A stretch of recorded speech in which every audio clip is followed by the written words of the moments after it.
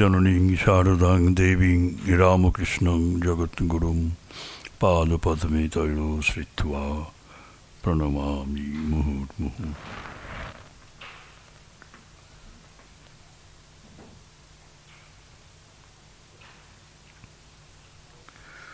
ओम नमः श्री ज्योतिराजाय विवेकानंद सूरये सच्चित्सुख स्वरूपाय स्वामिने तापहारिणे।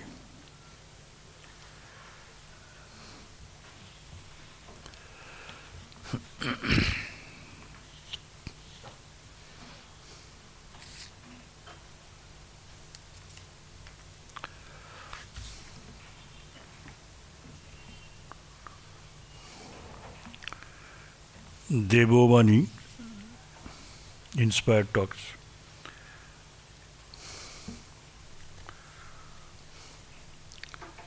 স্বামীজি বলছেন 8ই জুলাইয়ের খবরে বলছেন, সব রকম শুভকর্ম এই ভক্তি লাভ করতে গৌণভাবে সাহায্য করে থাকে।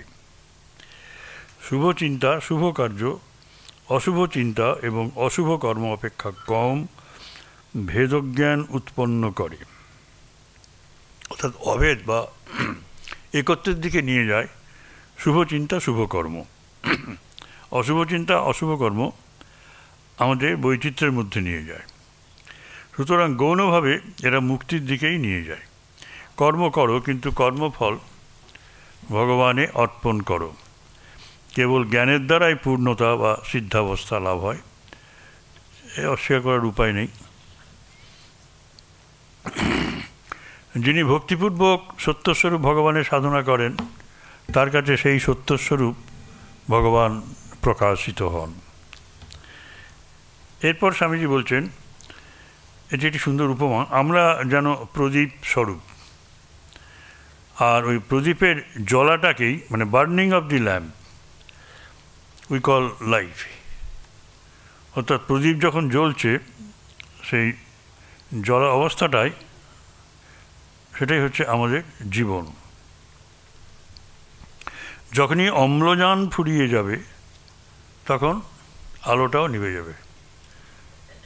অক্সিজেনটা ফুরিয়ে গেলে তো এসে গেছে দাদা। আমরা কেবল প্রদীপটাকে সাফ রাখতে পারি, পরিষ্কার রাখতে পারি। জীবন কতকগুলো জিনিসের মিশ্রণে উৎপন্ন। সুতরাং জীবন অবশ্যই তার উপাদান কারণগুলিতে লীন হবে। উপাদান কারণ মানে যেগুলো দিয়ে তৈরি হয়েছে, মেটেরিয়াল কজ। কুম্ভকার মাটি দিয়ে ঘর তৈরি করেছেন, সেই ঘর ভেঙে গেলে পরে মাটিতেই রূপান্তরিত হবে, মাটিতেই চলে গেল, তার উপাদানে ফিরে গেল। তা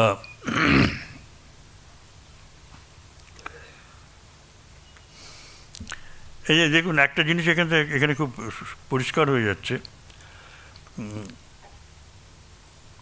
অক্সিজেন ফুরিয়ে গেলে আলোটাও নিভে যাবে।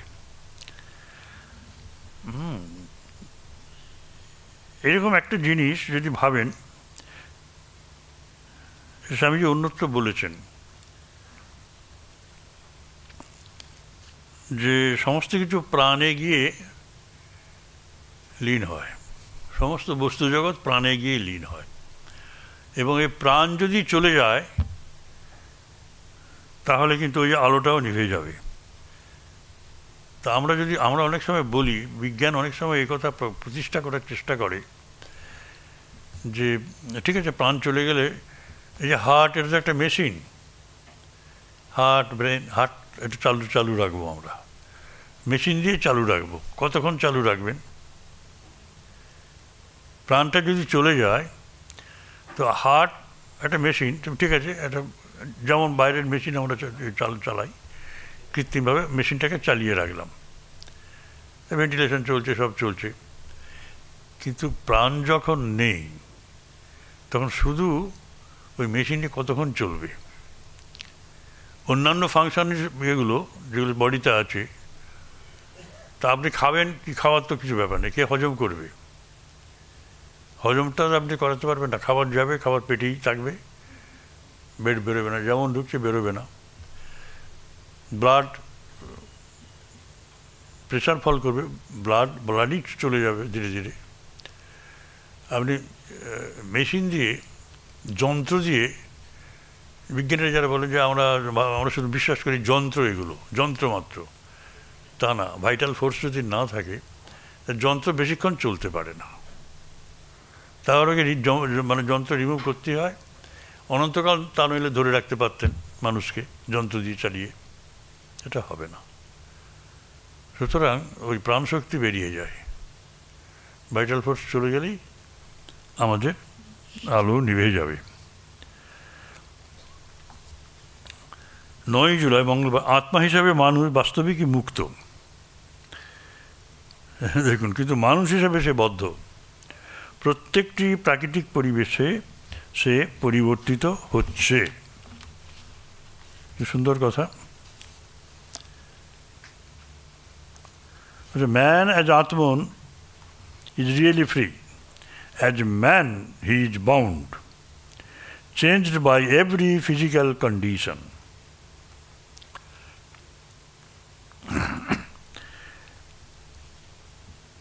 যে মানুষে আর আত্মায় তফাৎ কি? আত্মার কোনো পরিবর্তন নেই, মানুষ প্রতিনিয়ত পরিবর্তিত হচ্ছে। 80 বছর বয়স হলে পরে প্রতিনিয়ত মুহূর্তে আমরা মরছি, প্রতিনিয়ত আমাদের পরিবর্তন হচ্ছে, আমরা বাড়ছি, কমছি। এগুলি শুধু ফুড দিয়েই কন্ট্রোল করতে পারবেন তা না, খাবার দিয়ে একসময় বেড়ে গেল খুব, তারপরে যতই খাবেন ততই রোগা হবেন, রোগা হতে শুরু করবেন। কারণ কি, ওই ভাইটাল ফোর্সগুলোর কার্যকারিতা, ইফেক্টিভনেস, ওটা কমে যাচ্ছে ধীরে ধীরে।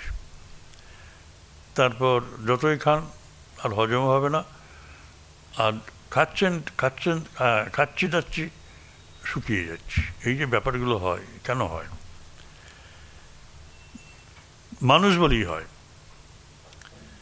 বলে মানুষ সবসময় ফিজিক্যাল কন্ডিশনের অধীন। মানে ফিজিক্যাল কন্ডিশন মানে হচ্ছে subject to change. As man he is a machine with an idea of freedom, but this human body is the best and the human mind the highest mind there is, and when a man attains to the Atman state, he can take a body, making it to suit himself. He is above law. সে অন্য body নিয়ে নেবে, এই body অশক্ত, তালবস্য কয়তয়, অশক্ত, শক্তিহীন। সুতরাং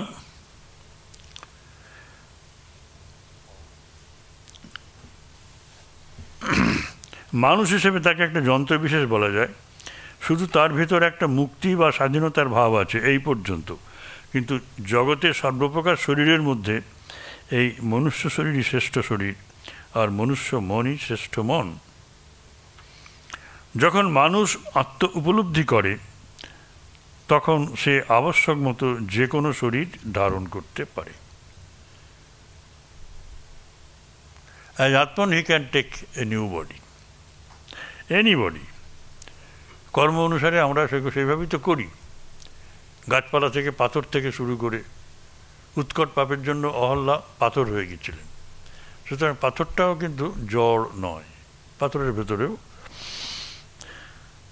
চৈতন্য আছে। তখন সে সব নিয়মের পারে, ফিরে যাওয়া অল লস। এটা প্রথমত একটা উক্তি মাত্র, একে প্রমাণ করে দেখাতে হবে। প্রত্যেক ব্যক্তিকে কার্যে এটা নিজে নিজে প্রমাণ করে দেখাতে হবে।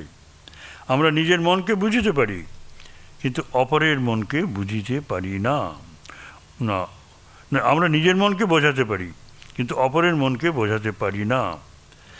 ধর্মবিজ্ঞানের মধ্যে একমাত্র রাজযোগী প্রমাণ করে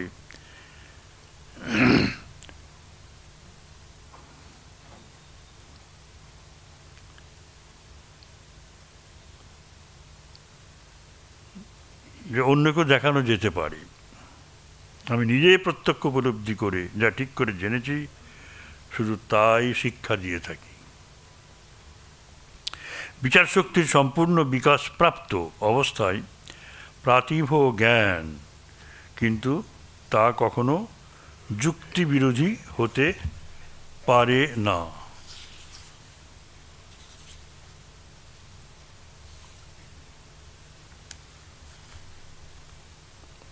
বলছেন that cannot antagonize reason. The full ripeness of reason is intuition.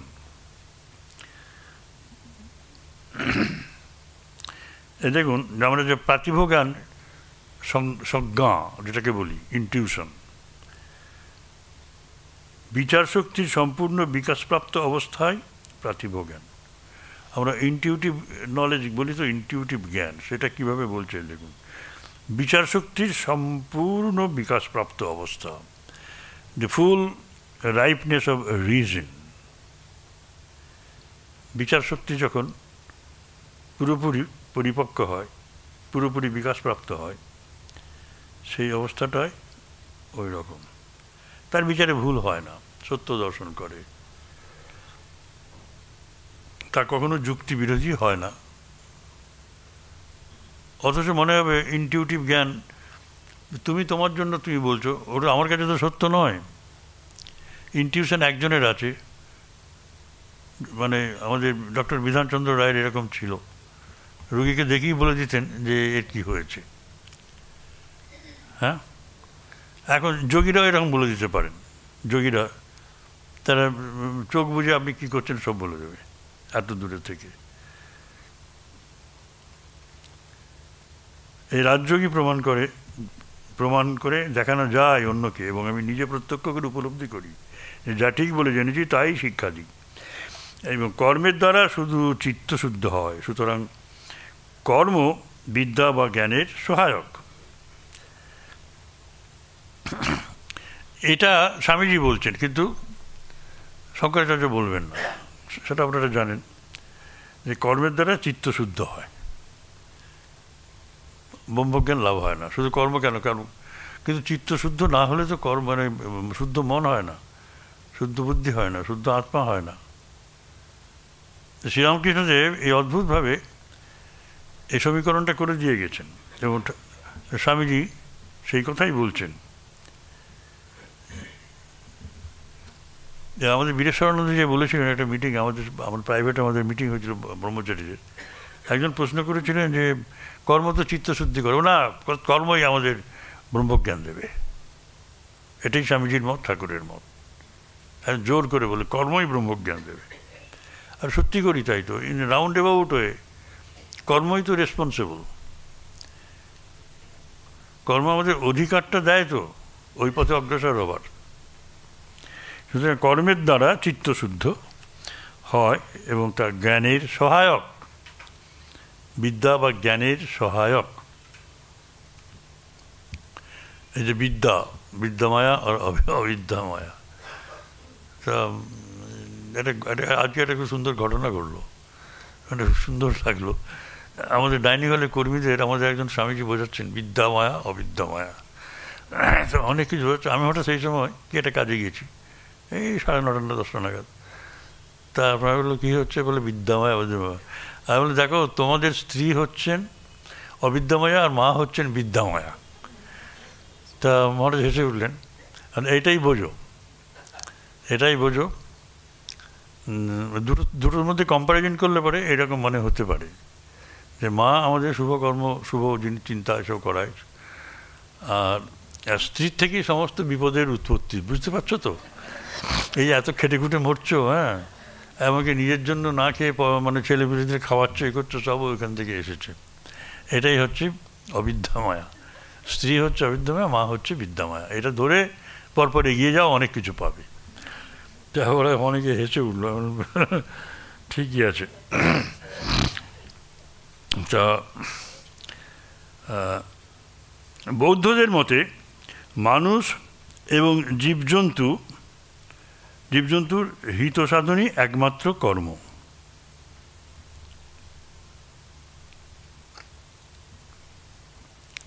দেখুন, পুরো বুদ্ধ ফিলোসফিটা এরকম হয়ে গেছে। আমাদের গীতাতে আছে না, সর্বভূত হিতে রত। পঞ্চম অধ্যায় আছে, আবার দ্বাদশ অধ্যায় আছে, ঠিক এই একই শব্দবন্ধ, সর্বভূত হিতে রতা।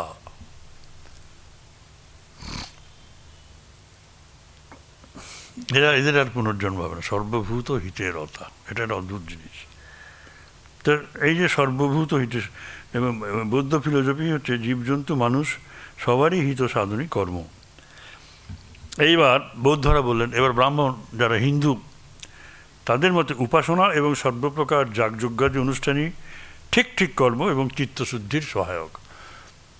এইসব শুদ্ধ কর্ম নয়, এই যাগযজ্ঞই শুদ্ধ কর্ম, যেটা কর্মকাণ্ডের উপজীব্য।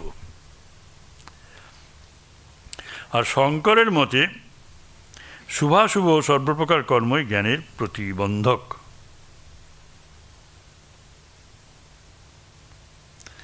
শঙ্করের মতে শুভকর্ম যেমন ভালো, অশুভকর্ম তেমনই ভালো। শুভকর্ম যেমন খারাপ, অশুভকর্ম তেমন খারাপ। কারণ এরা শুভকর্ম জ্ঞান দেয় না, জ্ঞান আনে না। শুভকর্ম জ্ঞানের প্রতিবন্ধক। অশুভকর্ম তো বটেই, শুভকর্ম কর্মফলের প্রতি ভীষণ আসক্তি আনে, ভীষণ আসক্তি আনে। আসক্তিটা একটা অন্যরকম জিনিস। চিত্তশুদ্ধি নামে এটা আসক্তিটা বেশি আনে। তাহলে দেখুন,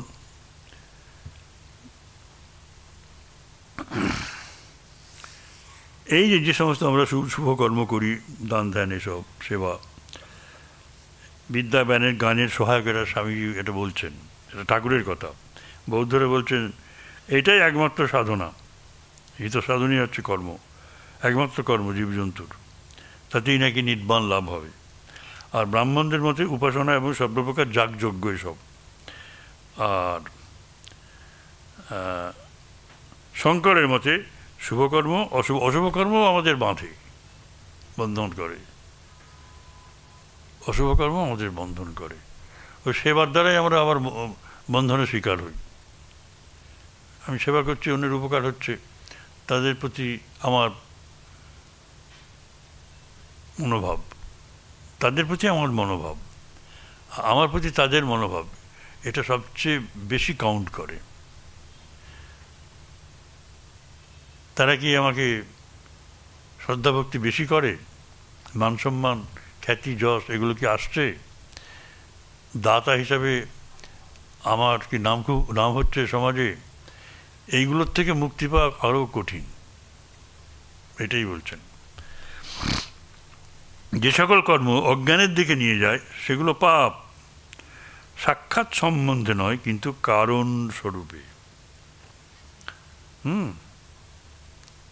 যে সকল কর্ম অজ্ঞানের দিকে নিয়ে যায়, এই দেখুন, এটা এটা অদ্ভুত কথা, এটা আমরা হয়তো পড়ে চলে যেতাম। দেখুন,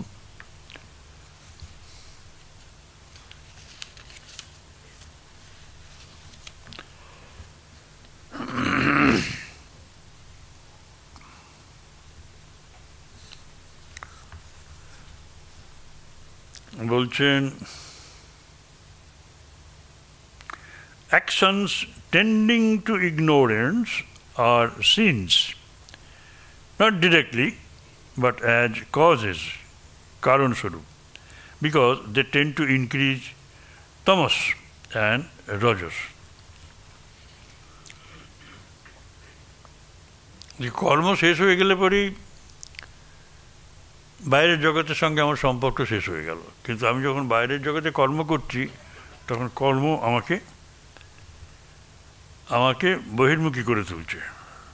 আর কর্ম তো, যার কর্ম ব্যয় বেশি, তো সে চুপচাপ বসে থাকতে পারে না। একটা কর্ম শেষ করে আর একটা কর্ম কবে আসবে, কখন আসবে, সেসব ঘুরে ঘুরেই বেড়াচ্ছে, শুধু কর্ম করে করে নিজে বসে এক জায়গায় কোনো চিন্তা করার অবকাশ পায়নি বা সম্ভব নয়।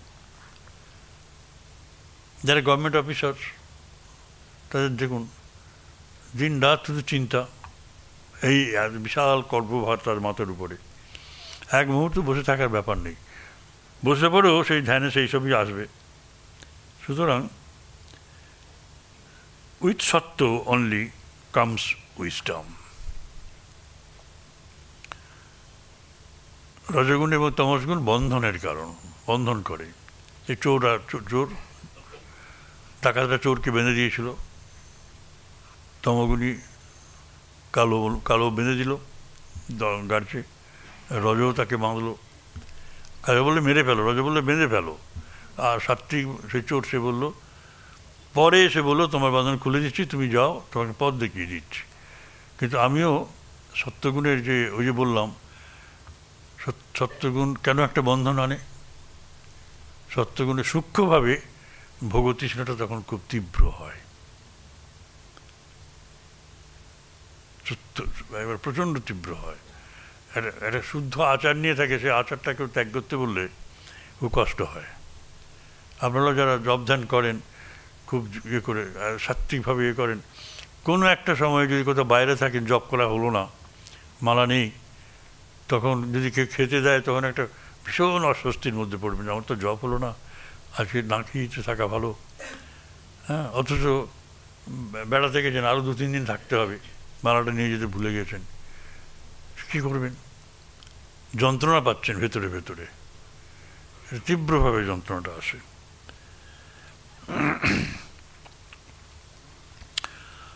কিন্তু সত্যগুণ আমাকে এইভাবে একটা শুদ্ধ জিনিসে মনটাকে ডুবিয়ে রাখতে সাহায্য করে।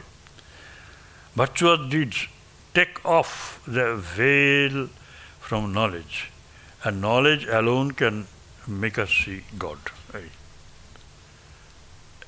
এটা হলো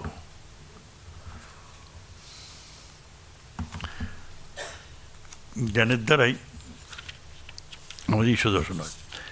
জ্ঞান কখনো উৎপন্ন করা যেতে পারে না, তাকে কেবল অনাবৃত বা আবিষ্কার করা যেতে পারে। যে কোনো ব্যক্তি কোনো বড় আবিষ্ক্রিয়া করেন তাকে উদ্বুদ্ধ বা ইন্সপায়ার্ড, অনুপ্রাণিত পুরুষ বলা হয়।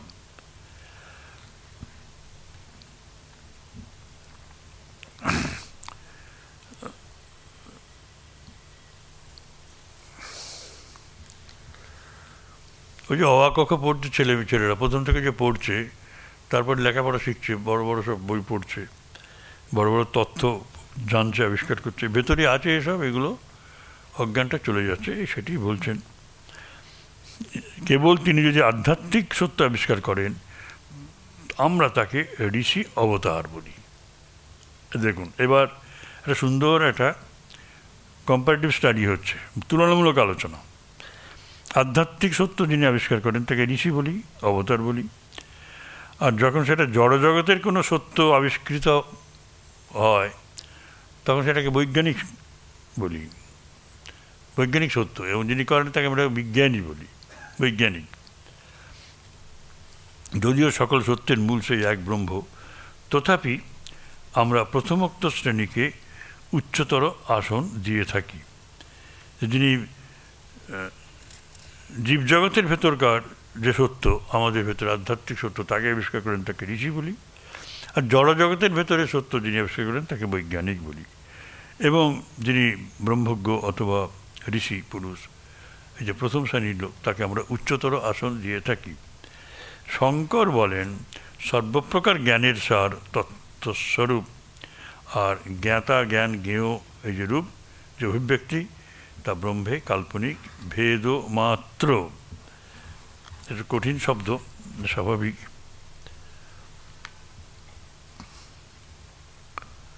বলছেন যে only when it is spiritual truth he brings, we call him a prophet, and when it is on the physical plane, we call him a scientific man, and we attribute more importance to the former, although the source of all truth is one. Shankara says Brahman is the essence, the reality of all knowledge.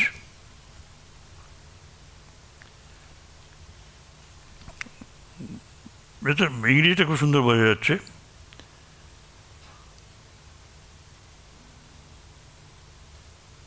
Brahman is the essence, the reality of all knowledge, and that all manifestations as knower, knowing, and known, Gyan Gyo Gyata, আর মিয়ার ইমাজিনিংস in ব্রহ্মণ। এটা ব্রহ্মণকেই আশ্রয় করে আছেন, কিন্তু কল্পনার মধ্যে আমরা আনি সাবস্ট্রাটাম হিসাবে, মানে বটম, মানে ধরে আছে আর কি, ধারক। তা তথাপি আমরা বলছি যে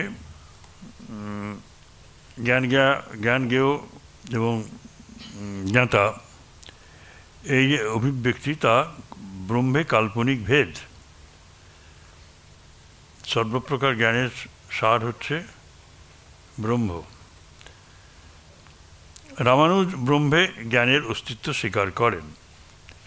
খাঁটি অদ্বৈতবাদীরা ব্রহ্মে কোনো গুণই স্বীকার করেন না।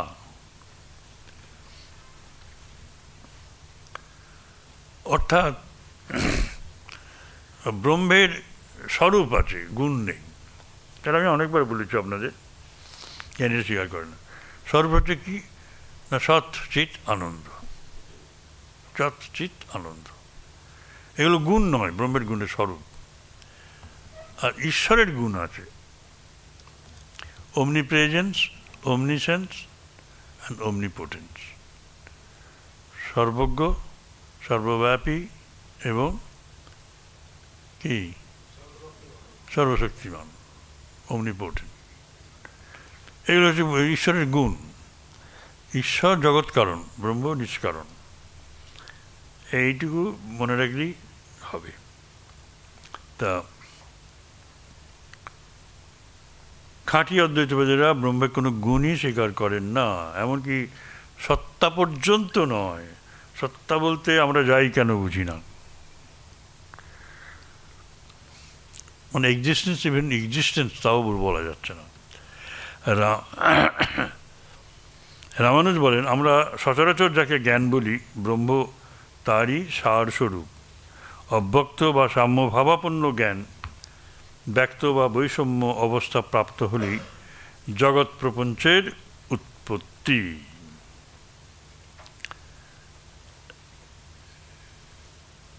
এটা একটা খুব কঠিন জিনিস। বলছেন, undifferentiated consciousness when differentiated becomes the world।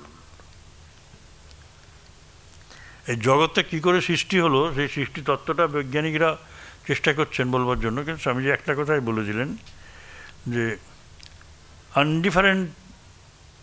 Undifferentiated consciousness, কোনো ডিফারেন্সিয়েশন নেই। কনসাসনেস অ্যাজ এ হোল, মানে অব্যক্ত, যিনি অপ্রকাশিত, তিনি যখন প্রকাশিত হন, বিভিন্নতা প্রাপ্ত হন, সেটাকে আমরা বলি ওভার। অর্থাৎ মায়ার জগতে যখন যিনি প্রবেশ করেন, মায়ার জগৎ স্পেস টাইম অ্যান্ড কজেশন, এর ভেতরে যখন আসেন, সেইভাবে যখন আমরা দেখতে বাধ্য হই, তখনই জগৎ এই প্রপঞ্চময় জগৎ 555 খিতি অব তেজ মরুদ বোম, এই 5টি জিনিস আছে, এই পঞ্চতত্ত্ব, এই 555 সব চলবে। স্থূল ক্ষিতি কি করে হলো? সূক্ষ্ম ক্ষিতি থেকে আসছে, সাটল আর্থ থেকে আসে।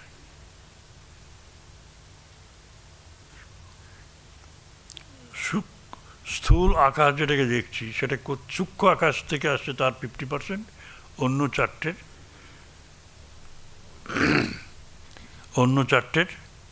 12.5%, এরকম করে। তেমনিভাবে বায়ু, সূক্ষ্ম বায়ুর থেকে স্থূল বায়ু হচ্ছে কীভাবে না, সূক্ষ্ম বায়ুর 50% স্থূল বায়ুতে থাকবে, আর বাকি চারটে যে এলিমেন্ট আছে, এটা পঞ্চীকরণ বলে, এটাই প্রপঞ্চ।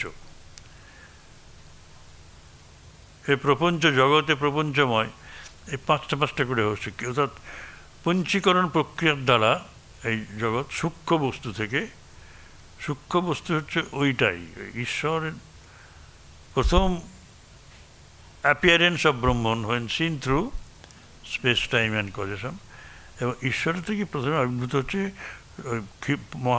মানে পঞ্চ সূক্ষ্ম পঞ্চ মহাভূত চিতি অপ্তেজ মরুদ্ভম, সূক্ষ্ম। তেমনি অগ্নির সূক্ষ্ম অগ্নির 50% নিয়ে স্থূল অগ্নি, আর তার সঙ্গে যুক্ত হচ্ছে আর 4টের 12.5%। এ নিজের আটানা, ওদের নিজেদের দুয়ানা দুয়ানা দুয়ানা দুয়ানা, এইভাবে স্থূল জগৎ তৈরি হয়ে গেল। এই তখনই ব্যক্ত, মানে আমরা দেখতে পাচ্ছি আনডিফারেন্সিয়েটেড থেকে ডিফারেন্সিয়েটেড হয়ে গেল।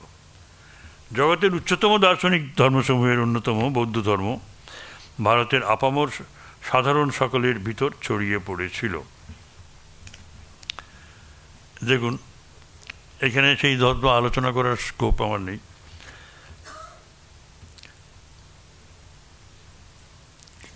এটা বলছেন জগতের উচ্চতম দার্শনিক ধর্মসমূহের অন্যতম বৌদ্ধ ধর্ম। বৌদ্ধ ধর্ম জগৎটাকে বলেছেন ক্ষণিক, পরিবর্তনশীল।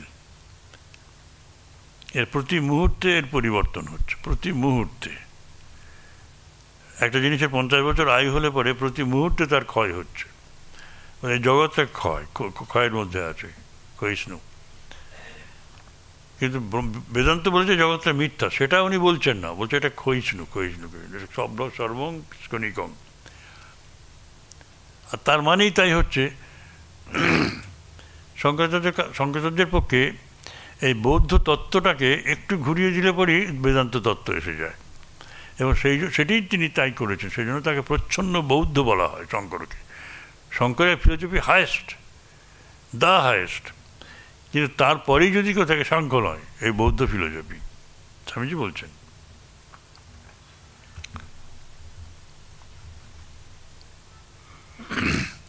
অন্যতম বৌদ্ধ ধর্ম, কারণ এটি হচ্ছে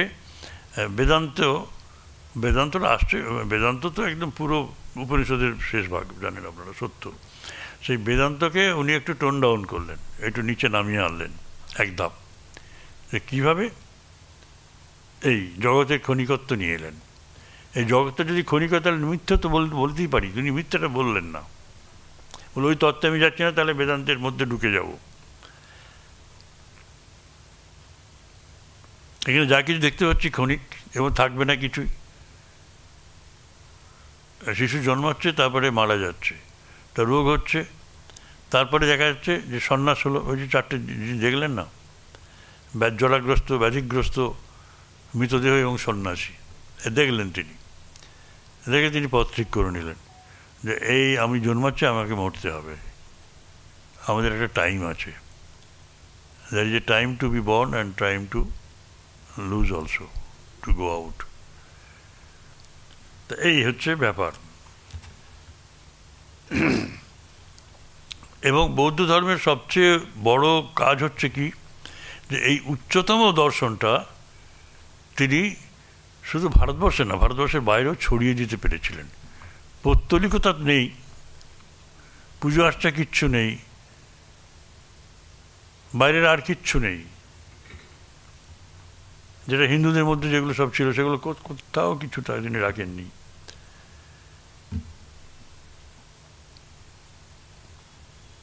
অথচ ওই উচ্চতম দার্শনিক চিন্তা প্রত্যেকটি মানুষ গ্রহণ করেছিল। এবং কিসা গৌতমীর যে বোধোদয় হলো, মরা পুত্রকে নিয়ে তিনি ঘুরছেন, বললো আমার পুত্রের বুদ্ধি এখানে রাখো, রেখে যাও, উপায় আছে। সেই বাড়িতে থেকে সরষে নিয়ে এসো যেখানে মৃত্যু প্রবেশ করেনি। তার তো মানে কি, এটা এই যে তত্ত্ব, এটা আমরা একটা ছোটো গল্প বলে ভাবি, কিন্তু একজন পুত্রহারা মা সান্ত্বনা পেল তো, এবং তার থেকে সকলেই বুঝলো যে মৃত্যু একটা অবশ্যম্ভাবী সত্য, এর থেকে মুক্তি পাওয়া যাবে না।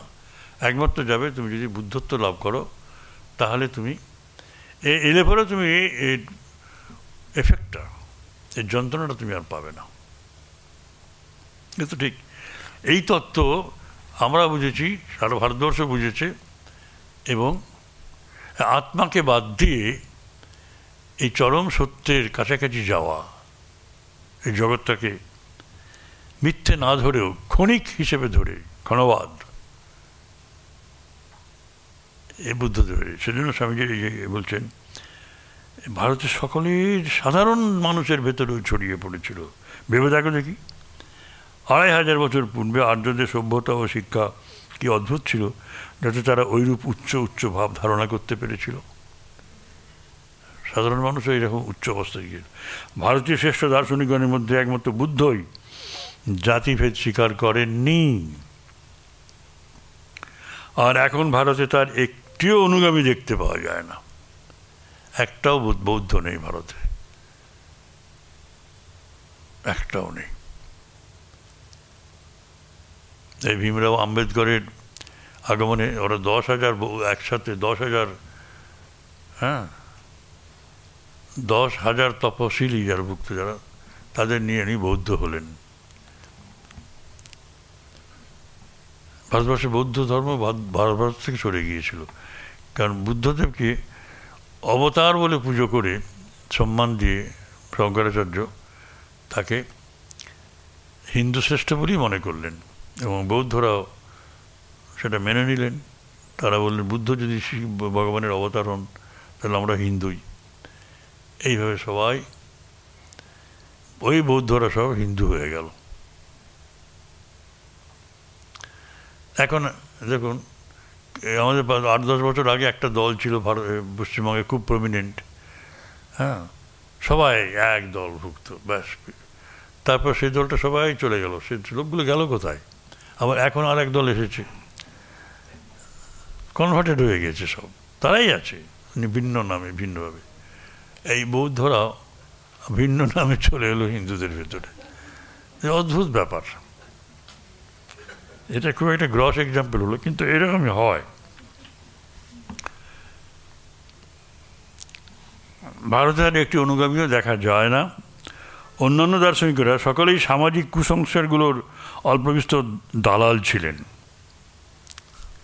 এ স্বামীজির কি কথা, মানে ভাবা যায় না।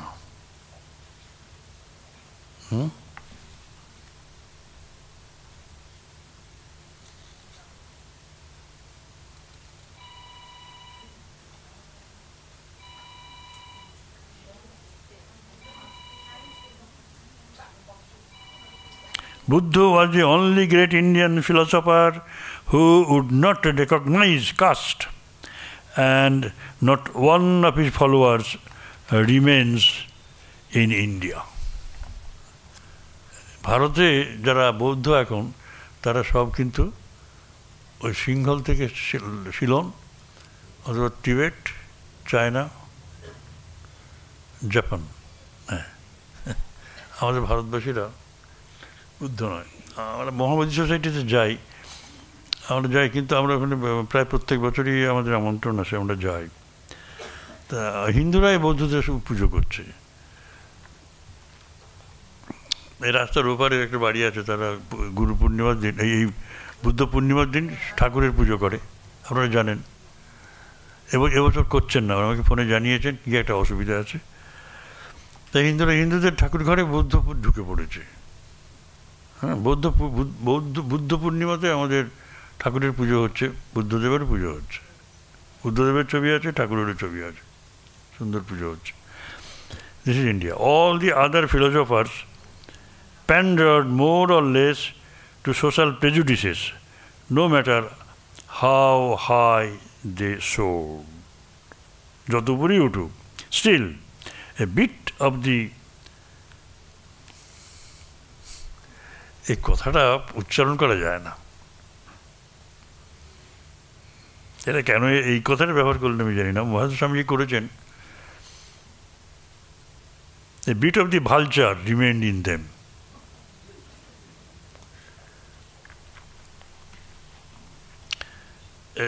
অনুবাদে এটাকে একটু সহজ করেছেন, একটু মোলায়েম করে দিয়েছেন, তাই না? দালাল বলে দিয়েছেন।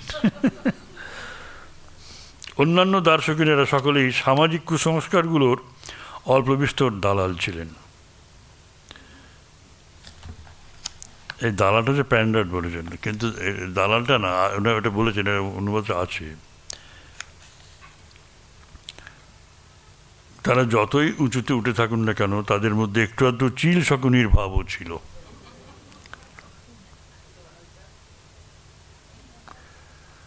বুদ্ধকে কিভাবে একেবারে আনইকুইভোক্যালি কীরকম স্বামীজি বুদ্ধদেবের প্রশংসা করছেন যে বুদ্ধই জাতিভেদ স্বীকার করেননি সমস্ত শ্রেষ্ঠ দার্শনিকদের মধ্যে, এবং অন্যান্য দার্শনিকরা সকলেই সামাজিক কুসংস্কারগুলোর অল্প বিস্তর দালাল ছিলেন, আর তারা যতই উঁচুতে উঠে থাকুন না কেন তাদের মধ্যে একটু আধটু চিল শকুনির ভাব ছিল, a little bit of vulture.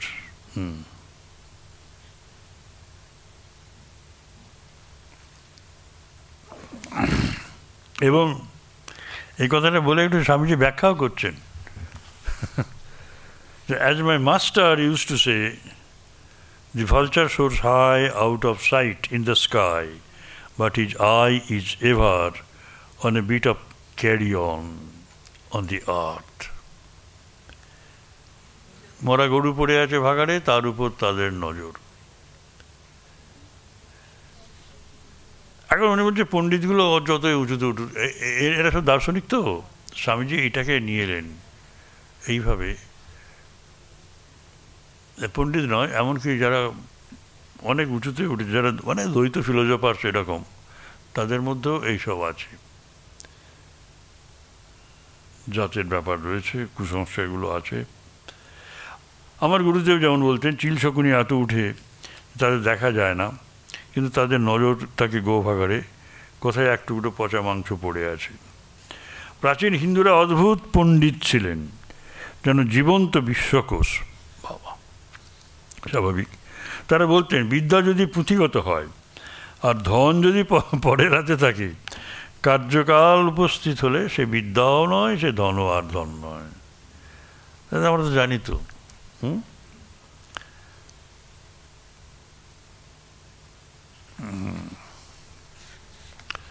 পুস্তকে যে বিদ্যা, পুস্তকস্থা জাতু বিদ্যা পরহস্তগতম ধনম কার্যকালে সমুৎপন্নে ন সা বিদ্যা ন তদ্ধনম।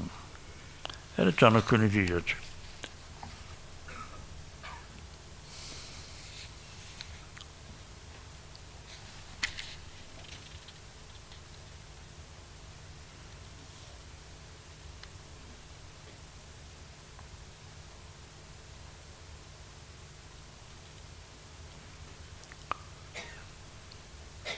Shankara was regarded by many as the incarnation of Shiva. বুধবার 10ই July. There are 65 million Mohammedans in India, some of them Sufis. The influence of Hinduism upon Mohammedanism in India gave rise to the sect known as Sufis. এই যে মোহাম্মেডানিজম মানে ইসলাম ধর্মের ভেতরে যে সুফি ধর্মের আবির্ভাব, সুফি ভাবনার, সুফি সেক্ট, এটা হচ্ছে ইনফ্লুয়েন্স অফ হিন্দুইজম আপন দি মুসলিমস। কারণ ওরাও মানে বৈদান্তিক ভাবগুলো, বেদান্তের ভাবগুলিকে সুন্দরভাবে গ্রহণ করেছে। একমাত্র সুফিজমের সঙ্গেই বেদান্তের বা হিন্দুইজমের একই ভূমিতে মিলিত হওয়ার সুযোগ আছে। কিন্তু আমাদের সাথে খুব একটা বেশি ডিফারেন্ট নয়।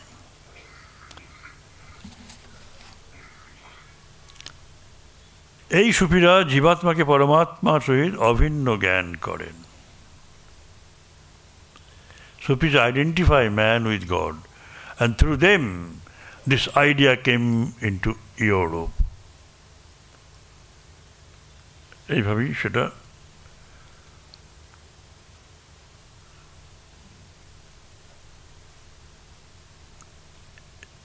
ইউরোপে এসেছে। তারা কি বলেন? আনাল হক, they say, I am that truth, Anal Haq. আমি সেই Satyaswarup, I am that truth.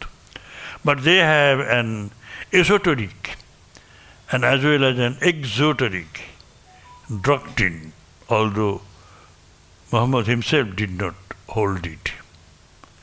বলছেন তাদের বহিরঙ্গ বা প্রকাশ্য এবং অন্তরঙ্গ বা গুহ্য মত একটা আছে, যদিও মোহাম্মদ নিজে এ মত পোষণ করতেন না। মোহাম্মদ নিজে এই সুফিজিমকে করেন। হাসাসিন শব্দ থেকে ইংরেজি অ্যাসাসিন বা হত্যাকারী শব্দটি এসেছে। স্বামীজি বলছেন হাসাসিন has become our word assassin because an old sect of Mohammedanism killed non-believers as part of its creed. তারা মনে করতেন এটা তাদের কাছে একটা ধর্মকৃত্য, যারা কাফের তাদের মেরে ফেলা। মুসলমানদের একটি প্রাচীন সম্প্রদায় ধর্মমতের অঙ্গ মনে করে কাফের বা অবিশ্বাসীদের হত্যা করত। মুসলমানদের উপাসনার সময় এক কুঁজো জল সামনে রাখতে হয়। ঈশ্বর সমস্ত জগৎ পরিপূর্ণ করে রয়েছেন, এটা তারই প্রতীক স্বরূপ।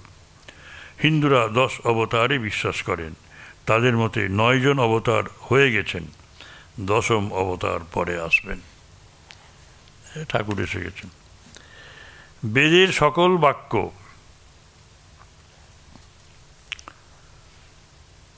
তৎপ্রচারিত দর্শনের সমর্থক।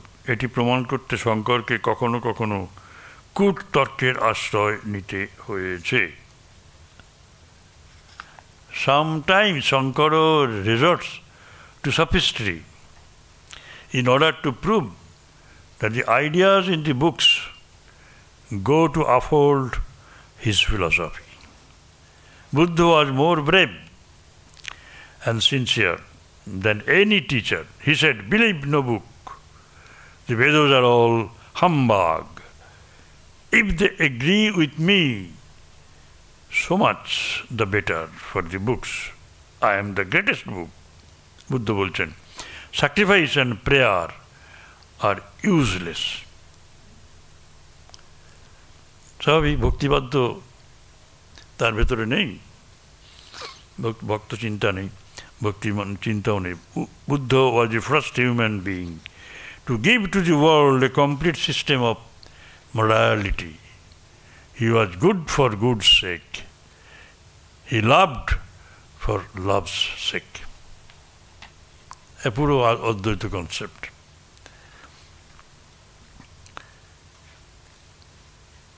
বেদের সকল বাক্য তৎপ্রচারিত দর্শনের সমর্থক। এটি প্রমাণ করতে শঙ্করকে কখনো কখনো কূটতর্কের আশ্রয় নিতে হয়েছে। এখন ব্যাপারটা হচ্ছে, এটা কিন্তু নিয়ে গণ্ডগোল আছে, আপনারা জানেন সবই।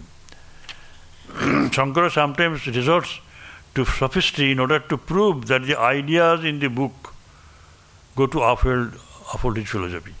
মানে ওখানে যে সমস্ত ভিন্ন ভিন্ন মত আছে, বেদের মধ্যে সমস্ত মতগুলি তো রয়েছে, সমস্ত মতবাদগুলো বেদ থেকেই আসছে। যেমন আপনারা ধরুন না কেন, এক গীতা, ভগবত গীতা, শঙ্করাচার্য অদ্বৈত মধ্যে ব্যাখ্যা করে গেছেন, রামানুজ তাকে বিশিষ্টাদ্বৈত মধ্যে ব্যাখ্যা করছেন, মধ্যাচার্য তাকে দ্বৈতভাবে ব্যাখ্যা করছেন। এগুলো টেক্সট টর্চারিং হয়ে যায়। সবগুলোই সত্য বলে, পার্শিয়াল ট্রুথ বলে অদ্বৈত has the grandeur that it accepts every faith as a lower truth. It accepts lower truths and accepts very sincerely. अगर সেটা যদি মানি তাহলে তো দ্বৈতবাদ যেখানে আছে দ্বৈতবাদী ব্যাখ্যা করব। Why should we take to sophistry? কূটনৈতিক বা মিথ্যাচারের মধ্যে যাব কেন? কিন্তু বলছেন স্বামীজি, শঙ্করাচার্য যেটা করেছেন,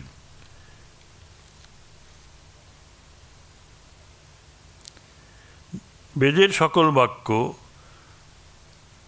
মানে শঙ্করের দর্শনের সমর্থক, এটা প্রমাণ করতে তাকে কখনো কখনো কূটতর্কের আশ্রয় নিতে হয়েছে। বুদ্ধ অন্য সকল ধর্মাচার্যের চেয়ে বেশি সাহসী এবং অকপট ছিলেন। তিনি দেখলেন যে আমি বইকে রেফারেন্স দেব না, বইয়ের রেফারেন্স আমি নেব না, সেই জন্য বেদকে তিনি অস্বীকার করলেন। বেদের অস্তিত্বকে অস্বীকার করার মানেই হচ্ছে নাস্তিক ফিলোসফি। এই ব্যাখ্যা আপনারা অন্য কোথাও পাবেন না। বুদ্ধ কেন নিলেন না? টেক্সট টর্চারিংয়ের ভয় আছে। ওখানে যেটা বলছে সেটাকে আমি আমার মতবাদ হিসাবে সেটাকে ব্যাখ্যা করব। আমার মতবাদে ফিট করছে না, তবু তাকে ফিট করাবো। পুরো দ্বৈতবাদের ব্যাখ্যা, কিন্তু সেটাকে আমি অদ্বৈত তত্ত্বে ঘুরিয়ে টুরিয়ে নিয়ে যাবো, ব্যাস।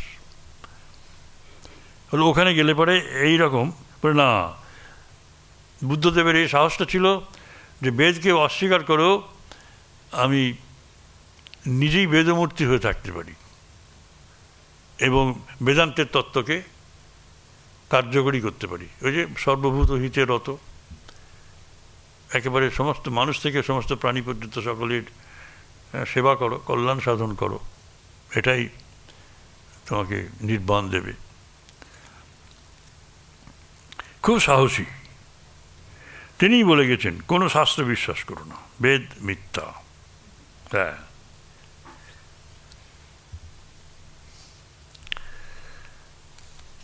এখন আপনারা জানেন যে শঙ্করাচার্য প্রচ্ছন্ন বৌদ্ধ, বুদ্ধের মতবাদগুলোকে নিয়েই বেদান্ত তত্ত্ব প্রতিষ্ঠিত করেছেন। এবার সেখানে কিন্তু বুদ্ধদেবের যে অনাত্মচিন্তা সেটাকে একদম বাদ দিয়ে দিলেন। বললেন না, তোমার সবই ঠিক আছে, কিন্তু অনাত্ম কিছু নেই, নির্বাণ। নির্বাণ একটা এক্সাম্পলই আমরা পাই নির্বাণের, পুড়ে পুড়ে ছাই হও। আমরা তো পুড়ে পুড়ে ছাই হয়ে যায়, আমাদের কিছু থাকে না, তা তো না, ছাই থাকে তো। আমিও রেখে যাব কয় মুষ্টি ধুলি আমার শেষ পরিণাম, তাই তো? সেই জন্য পৃথিবীটাকে প্রণাম করে যাচ্ছেন রবীন্দ্রনাথ। ওই গোটা পৃথিবী কবিতাটা পড়বেন রবীন্দ্রনাথ। আমিও রেখে যাব শেষ চিহ্নের পরিণাম, এক মুষ্টি ধুলি।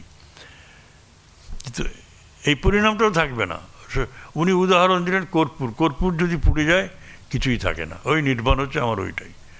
বুঝিয়ে দিলেন কনসেপ্ট, আর লোক সব বুঝে গেল। তা থাক, তা বুঝুন। কিন্তু ব্যাপারটা হচ্ছে যে তবু তিনি অস্বীকার করবেন যে মৃত্যুর পরে কিছু থাকছে না, নির্বাণ এসে যাচ্ছে। অথচ জাতকের কাহিনী তিনি নিয়ে আসছেন।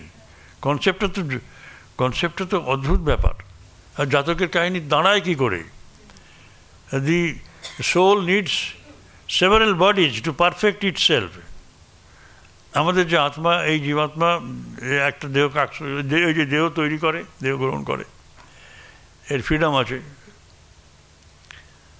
শুদ্ধ আত্মা দেহটাকে নির্মাণ করতে পারে, নতুন দেহ গ্রহণ করতে পারে, চুজ করতে পারে। আমরা বিভিন্ন দেহ গ্রহণ করি। তো বৌদ্ধ জাতকে পড়বেন, কখনো সাপ হয়েছেন, কখনো বাঁদর হয়েছেন, কত কী করেছেন। সব জায়গাতে তিনি শুদ্ধ কাজ করে করে পরপর এগিয়ে যাচ্ছেন এই জন্মে। তার বোধিসত্ত্ব কনসেপ্ট, বোধিসত্ত্ব হচ্ছে বুদ্ধের আগের সব ব্যাপারগুলো, জন্মগুলো, যেগুলো খুব শুদ্ধ জীবন, তার থেকে বোধি লাভ বুদ্ধের জন্ম। উনি টেস্ট করতে পারছেন তার প্রিভিয়াস বার্থগুলোকে। তা সেই তো আত্মায় তো আসছেন। কিন্তু উনি একেবারে শেষ কথাটা বললেন যে এই যে এত বছর ধরে আমি ঘুরে ঘুরে যে বোধিসত্ত্ব জীবন পরে বুদ্ধ জীবন পেলাম, সিদ্ধার্থের জীবন যে পেলাম, এই জীবনটার পরে আর আত্মা থাকবে না। ওই আমাদের মধ্যে ইন্টারমিডিয়েট স্টেজে যে এতগুলো জীবন চলে গেল, সেখানে তো আত্মাই তো এগিয়ে এগিয়ে যাচ্ছেন। এটাকে উনি আর ধরছেন, উনি একদম আলটিমেটটা ধরছেন, as if we are all equally efficient in accepting that truth and living that truth.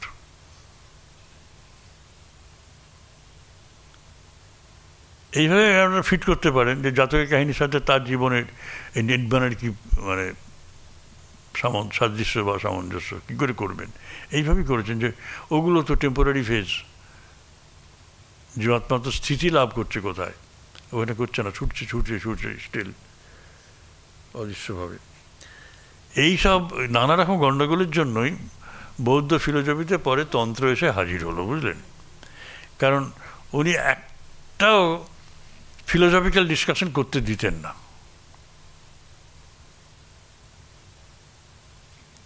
উনি বলতেন যে তুমি যাচ্ছ বনের ভেতর দিয়ে, তোমার গায়ে একটা তীর লাগলো, তোর বন্ধু আছে, বন্ধু তীরটা খুলতে গেল, তুমি বলে থামো থামো থামো, তীরটা কোত্থেকে এলো, কোন দিক থেকে, এই তীরটা তৈরি কী দিয়ে হলো, হ্যাঁ এটা কোন ধাতুতে তৈরি, কেউ কোন মিস্ত্রি তৈরি করেছে, এসব তত্ত্ব কথার কী দরকার?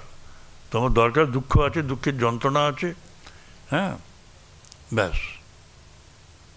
যন্ত্রণা যখন জানতে পারি কারণ আছে, তখন তার উপশমের দরকার, প্রলেপ লাগাও, ওষুধ লাগাও। ওইসব ফিলোসফিক্যাল ডিসকাশন ডেলিভারেশনসের মধ্যে যাবে না। এই জন্যই তন্ত্রটা এসে গেল। এবং সে মহা ঝামেলার ব্যাপার, স্বামীজি বলেছেন পরে। আচ্ছা, এবং বুদ্ধই জগৎকে প্রথমে সর্বাঙ্গ সম্পন্ন নীতিবিজ্ঞান শিক্ষা দিয়েছেন। মঙ্গলের জন্যই তিনি মঙ্গলময় জীবন যাপন করতেন। কি দারুণ কথা! কি বলতেন? মঙ্গলের জন্যই তিনি মঙ্গলময় জীবন যাপন করতেন। বাংলাটা সুন্দর করেছেন। এই যে মোরালিটি আর কি, কি morality? Complete system of morality. সুন্দর জিনিস।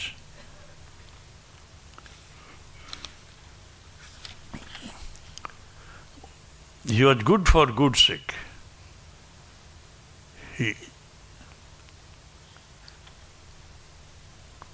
He loved for love's sake. দেখুন, একটা জিনিস বলছেন, he was good for good self.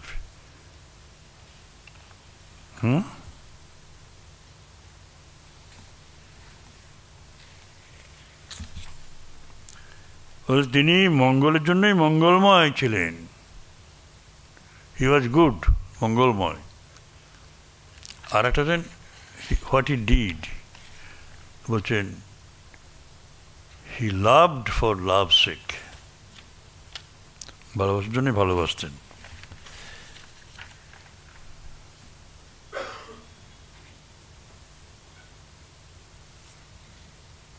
মঙ্গলের জন্যই তিনি মঙ্গলময় হয়েছিলেন, মঙ্গলময় জীবন তার। শঙ্কর বলেন তার অন্য কোনো অভিসন্ধি ছিল না।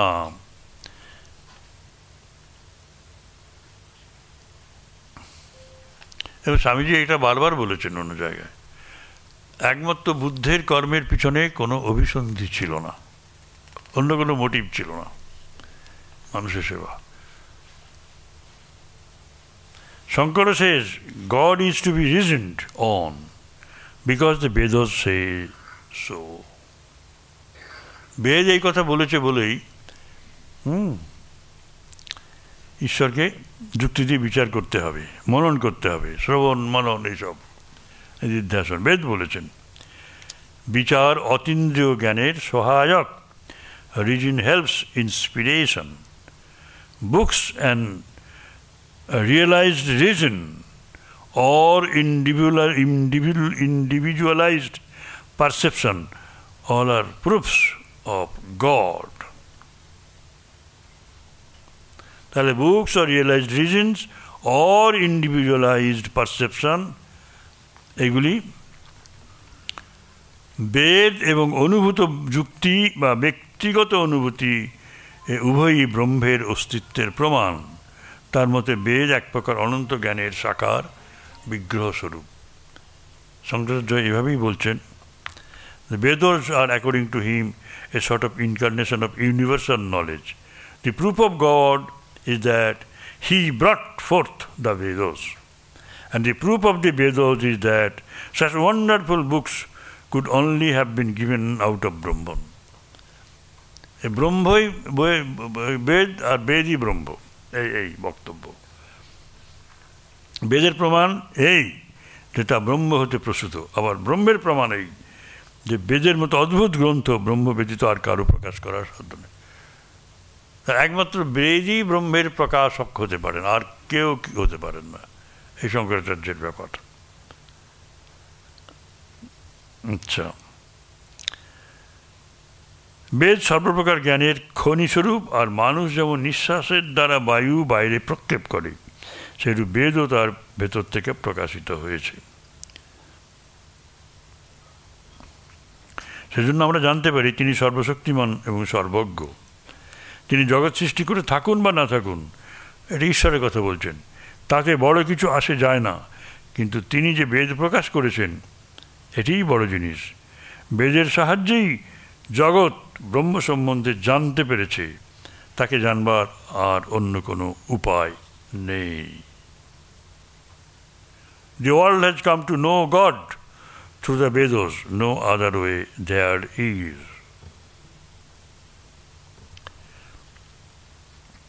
And so, universal is this belief held by Shankara in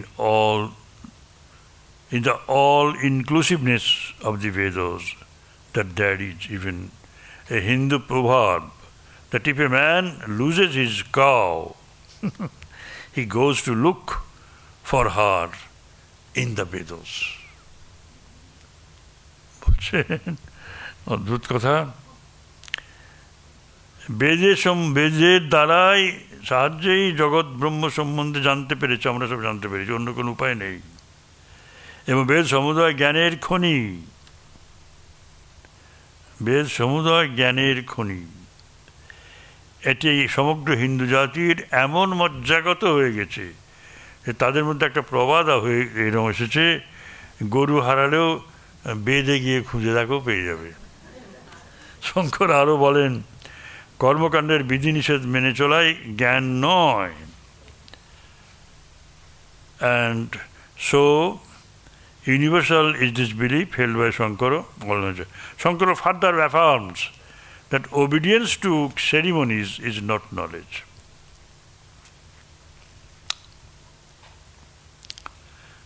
কর্মকাণ্ডের বিধিনিষেধ মেনে চলাই জ্ঞান নয়, অর্থাৎ উনি তো কর্মকাণ্ডটাকে তো অস্বীকার করছেন বেদের, উনি জ্ঞানকাণ্ডকে নিয়েছেন উপনিষদ ব্যাখ্যা করেছেন। অর্থাৎ খুব সাধারণ কথা, আমাদের কাছে এটি সুন্দরভাবে বোঝা যায়। যারা যাগযজ্ঞ নিয়ে বেশি মাতামাতি করে তাদের প্রতি উনি একেবারে নিষ্ঠুর ছিলেন। ব্রহ্মজ্ঞান কোনো প্রকার নৈতিক বাধ্যবাধকতা, যাগযজ্ঞাদি অনুষ্ঠান বা আমাদের মতামতের উপর নির্ভর করে না।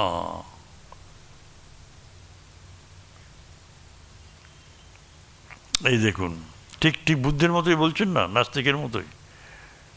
এই জন্যে প্রচ্ছন্ন বৌদ্ধ বলতো যে তুমি তো নাস্তিকের মতোই কথা বলছো বাবা।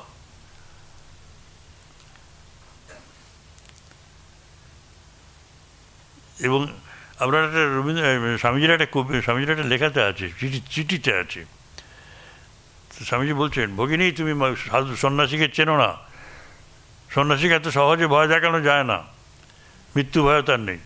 সন্ন্যাসী বেদ শীর্ষ,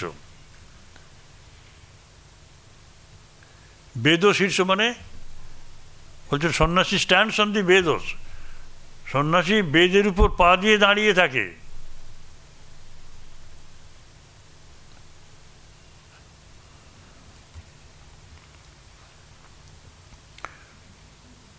বলছেন একটা স্থাণুকে যেমন একজন ভূত মনে করছে, অপর একজন স্থাণু মনে করছে, স্থাণুর কিছু আসে যায় না। বেদান্ত বেদ্য জ্ঞান আমাদের বিশেষ প্রয়োজন, কারণ বিচার বা শাস্ত্র দ্বারা আমাদের ব্রহ্ম উপলব্ধি হতে পারে না। স্বামীজি বলছেন তো যে শঙ্কর বলুন যে বেদ পড়েও কিছু হবে না, বেদ পড়ে বেদের মধ্যেও নাই, তুমি খবরটা কিন্তু জানলে। তাকে সমাধি দ্বারা উপলব্ধি করতে হবে, আর বেদান্ত এই অবস্থা লাভের উপায় দেখিয়ে দেয়। আমাদের সগুণ ব্রহ্ম বা ঈশ্বরের ভাব অতিক্রম করে সেই নির্গুণ ব্রহ্মে পৌঁছতে হবে। সব অনুভূতির চেয়ে প্রত্যেক ব্যক্তি ব্রহ্মকে অনুভব করছে, ব্রহ্ম ছাড়া আর অনুভব করবার দ্বিতীয় বস্তুই তো নাই। আমাদের ভেতর যেটা আমি করছে সেটাই ব্রহ্ম, খুব সহজ, সত্যি তো তাই। আমিটা যখন স্থির হয়ে গেল, আমি স্থিরীকৃত হয়ে গেল আমি তখন কাঁচা আমি নয়, পাকা আমি। এই পাকা আমি কী করে হয়? পাকা আমি হয় যখন এই আমির দ্বারা আর কোনো কারো অনিষ্ট হয় না, শুধু শুভ চিন্তা হয়। আর যখন স্বার্থপর আমি থাকি, তখন আমার সব কাজকর্মের ভেতরে একটাই উদ্দেশ্য, যে আমাকে অভাব পূরণ করতে হবে। আমার এত অভাব, এত জিনিস নেই, এইটা নেই, সেটা নেই, সেটা নেই। অতএব আমি যেন তেন প্রকারেণ অভাব পূরণের জন্য যে কোনো বৃত্তি, যে কোনো পথ অবলম্বন করতে পারি, উপায় অবলম্বন করতে পারি। সেই উপায়গুলো বিধিসম্মত হোক বা না হোক, সেটাই কাঁচা আমি। অর্থাৎ আমার অভাবটাই বড়। এই আমার অভাব পূরণের ইচ্ছার মধ্য দিয়ে যে কাজগুলো করি, সেগুলো যে সংসারে অন্যদের ক্ষতি সাধন করছে, সেটা আমি কিছুতেই বুঝতে পারি না। যখনই বুঝতে পারি, তখনই আমার বড় আমি জাগরণ করছে, যে আমার কাজের দ্বারা সমাজে অকল্যাণ হচ্ছে। অকল্যাণের আঘাত আমার সব আঘাতের চেয়ে বড়। এবং একটা ট্রানজিশনাল ফেজ আছে, যখন সে স্তব্ধ হয়ে থাকে, বুঝতে পারে, কি বুঝতে পারে, যে আমার ছোট আমি আমার বড় আমিকে পীড়া দিচ্ছে, আমি কিছু করতেও পারছি না। এই অবস্থা আপনাদের জীবনে মাঝে মাঝে এসেছে। আপনার বিবেক বলছে যে না, এটা করবো না, কিন্তু সংসারের অভাব বা লোভ খানিকটা, এটা করলে 10 লক্ষ টাকা পাবো। আচ্ছা, আমার বড় আমি আমার ছোট আমির দ্বারা নিয়ত পীড়িত হচ্ছে, এই বোধ যখন জাগে, তখন কি আসে? চোখে জল আসে। তখন চোখে জল আসে।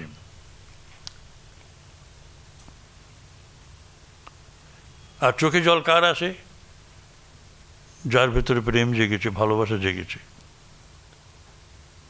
এই ভালোবাসাই সব জিনিসের, সমস্ত জিনিস কিন্তু ভালোবাসা গিয়ে হাজির হয়। যাই হোক, ও বাবা, জল ওভার, থ্যাংক ইউ, থাক।